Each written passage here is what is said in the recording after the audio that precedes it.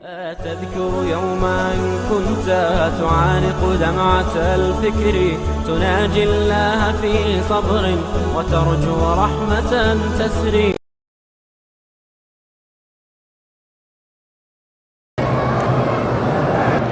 بیوی کے مرنے کے بعد نکاح ختم ہو جاتا ہے؟ بالکل ختم نہیں ہوتا. یہی بیوی تمہیں قیامت میں جنت میں ملے گی. نکاح کیسے ختم ہو گیا؟ یہ تمہارے گلے میں ہے، یہ ختم نہیں ہوتا. ہاں ختم کرنا چاہو تو طلاق دے کے جان چھڑا لو اگر تنگ آئے ہوئے ہو. اگر ناخن پر عرق یا مہندی لگائے عورت، مرد نہیں، اچھی بات ہے، کیونکہ ناخن پالش کی تا جم جاتی ہے، وضو نہیں ہوتا. عرق یا مہندی لگانے سے تا نہیں جمتی، رنگ ہوتا ہے. دونوں ہاتھ سے سلام بھی جائز ہے، ایک سے بھی جائز ہے، جو جیسا ہو اسی طرح کا کرو. الاخذ بالیدین امام بخاری نے باب باندھا ہے، ان کو نظر نہیں آتا ہے. مردوں کے لیے کشید کیے ہوئے کپڑے پہننے جائز ہیں. اب تو پہنتے ہی آپ عورتوں والے ہیں، مسئلہ کیا پوچھتے ہیں؟ آپ تو عورتوں والے پہنا کریں اور اپنے عورتوں کو پہنایا کریں.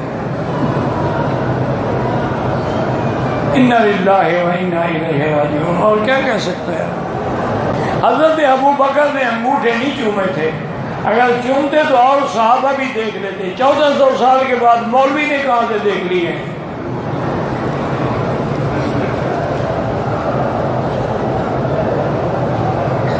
وضو ٹوٹنے کا خوف رہتا، خوف سے وضو نہیں ٹوٹتا. خوف کرو گے تو اور خطرہ ہوگا. میری بیوی میری اجازت کے بغیر رشتہ داروں سے ملنے جاتی ہے، میں اس سے ناراض ہوں.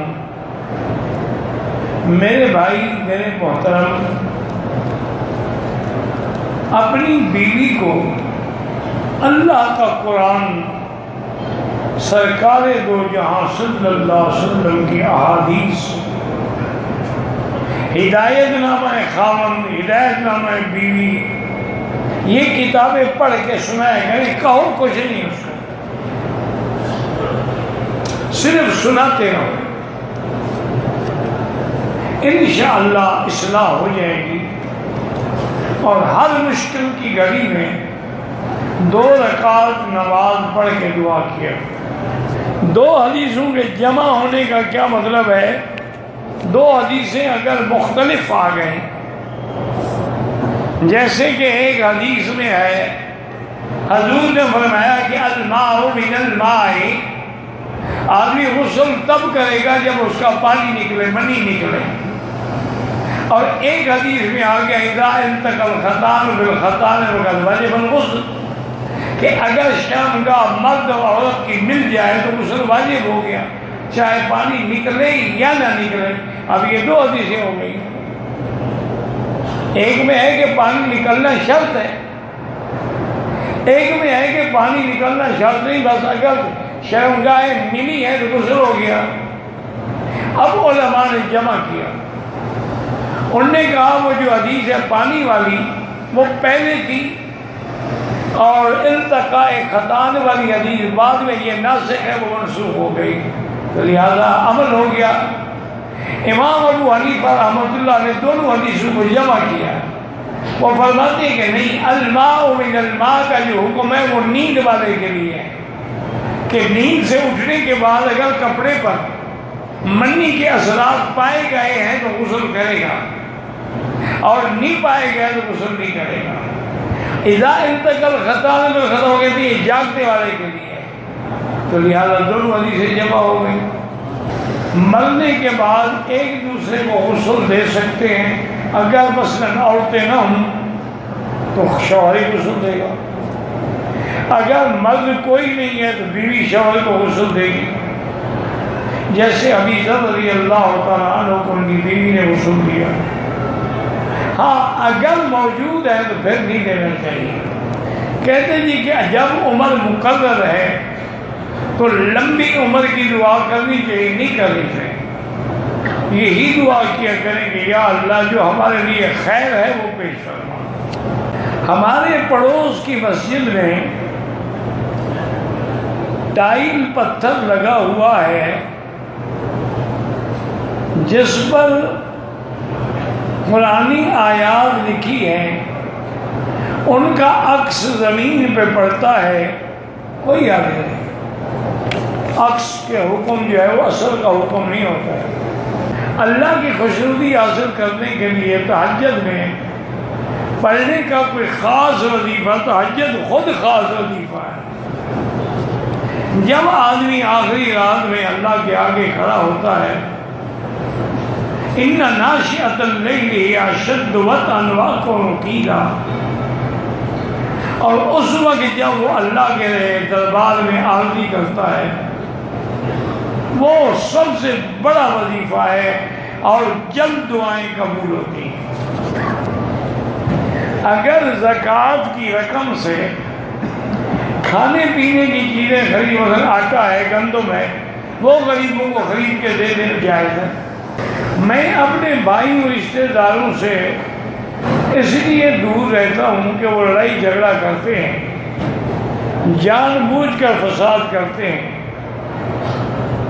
بہرحال آپ ان کو سلام بھی کیا کریں، ان کے لیے دعا بھی کیا کریں، اور اللہ سے بھی دعا کیا کریں کہ اللہم الف بین قلوبنا واصلح ذات بیننا واہدنا سبل السلام۔ مجھے نزلے کی شکل میں پانی بہت ناک سے بہتا ہے، میں اگر سر کی پگڑی کا ایک کپڑا کچھ حصہ کندھے پہ رکھ لیتا ہوں تاکہ پانی صاف کرتا رہوں، کوئی حالت نہیں۔ اگر احرام کی حالت میں بھی ایسا ہوتا بھی ناک صاف کر سکتے ہیں۔ ماں باپ اگر کوئی کام کہے تو پہلے نماز جماعت کے ساتھ ادا کریں۔ اگر آپ کو دوسری جماعت ملنے کا یقین ہے تو ماں باپ کی بات مان لیں، اگر نہیں ہے تو یہ اللہ کا فرض ہے، ان سے کہہ دیں کہ میں ابھی نماز پڑھ کے حاضر ہوتا ہوں۔ پاکستان میں یہ عام بات ہے کہ ہم قبروں کی محبت میں گرفتار داتا بخش وغیرہ کو روشنی میں وہ بدعت ہے، قبروں کی محبت ہی بدعت ہے، قبروں پہ سجدہ کفر ہے۔ ایک آدمی کے پاس امانت کی رقم ہے، حالانکہ وہ رقم کو استعمال بھی کرتا ہے، تو یہ رقم جس کی ہے وہ زکوٰۃ دے گا، اس کو کیا کہہ زکوٰۃ دے گا؟ یا تو اس سے پوچھے بھی میں سال میں تیری رقم سے زکوٰۃ نکال دیا کروں، وہ اجازت دے گا تو زکوٰۃ ادا ہوگی۔ کسی سے پیسے لیے جائیں کاروبار کے لیے، وقت مقرر کیا جائے، وقت پر پیسے لینے والے رقم سے زائد دی جائے، وہ زائد دینا حرام ہے، جو مقرر ہے وہی دیں گے۔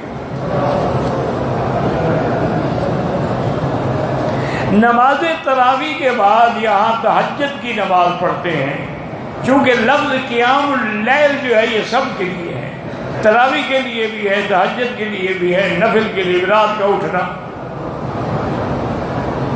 لیکن احناف کے نزدیک تہجد کی جماعت نہیں ہوتی، ان کے نزدیک نفل کی نماز جماعت نہیں ہوتی، ہر آدمی اپنی اپنی پڑھے۔ تراویح کی جماعت اس لیے ہوتی ہے کہ تراویح سنت مؤکدہ ہے، تراویح نفل نہیں ہے۔ لیکن بہرحال یہاں چونکہ جماعت ہوتی ہے، بالکل شریک ہوں، حرمین شریفین کی ہر نعمت سے فائدہ اٹھائیں۔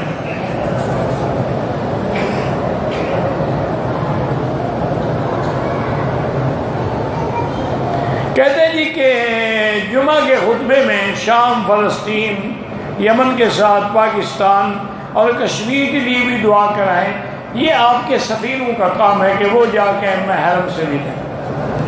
میں نے کچھ رقم بینک میں رکھی ہے، اس کے عوض جو فالتو رقم ملی ہے بغیر ثواب کی نیت کے غریب آدمی کو دینی ٹھیک ہے، کیونکہ ثواب تو حلال پہ ہوتا ہے نا، وہ رقم تو حرام ہے۔ پاکستان میں 30 روزے ہوئے ہیں، یہاں پر 29 روزے ہوئے ہیں، اگر آپ وہاں سے روزے میں چلے ہیں تو روزہ پورا کرنا پڑے گا۔ یہاں کہ سنا ہے کہ سینما بن رہے ہیں، اب تو ہر آدمی کے ہاتھ میں سینما ہے، بن کیا رہے ہیں؟ آپ کے ہاتھ میں جو موبائل ہے یہ سینما سے کم ہے، جو لیپ ٹاپ ہے وہ سینما سے کم ہے، اب بنے گا کیا؟ سب کی جیب میں ہے۔